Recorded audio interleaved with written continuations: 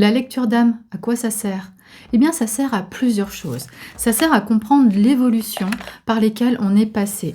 La lecture d'âme, ça va être une lecture de toutes ces vies, de toutes ces incarnations. Alors, ça ne veut pas dire que pendant la consultation, on va dire alors, tu as commencé par telle incarnation, etc.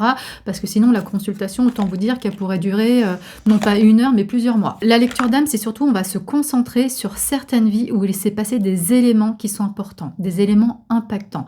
Par exemple, certains obstacles, certaines rencontres qui ont pu être peut-être un petit peu tumultueuses et qui ont laissé des marques et qui font qu'aujourd'hui, il y a encore certaines difficultés, certaines peurs qui sont parfois incompréhensibles.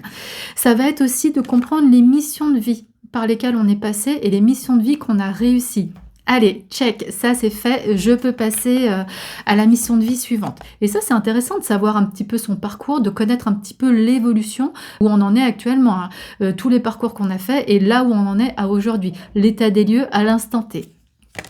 Ce qui est très intéressant aussi, c'est de savoir les liens karmiques qu'on peut avoir avec les personnes autour de nous. C'est assez fréquent d'être avec des âmes où on se suit de vie en vie, parce qu'on peut avoir des âmes sœurs, parce qu'on peut avoir une flamme jumelle, et tant que la problématique de la flamme jumelle n'est pas réglée, eh bien, on va continuer de se suivre de vie en vie.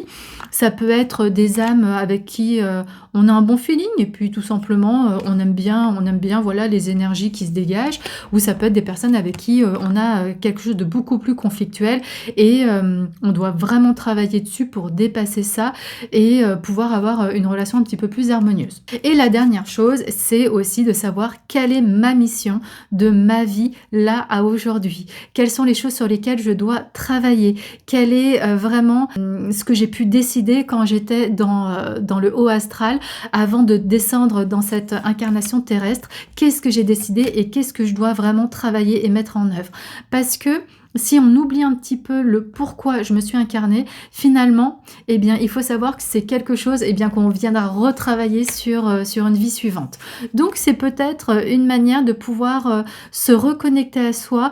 Et souvent, quand on fait une lecture d'âme, les gens se disent « Ah oui, ah bah oui, c'est une évidence, c'est vrai, c'est ça que je dois travailler. » Donc, la lecture d'âme, c'est pas inutile et ça sert vraiment dans l'évolution, que ça soit spirituel ou sur un plan plus personnel au niveau terrestre.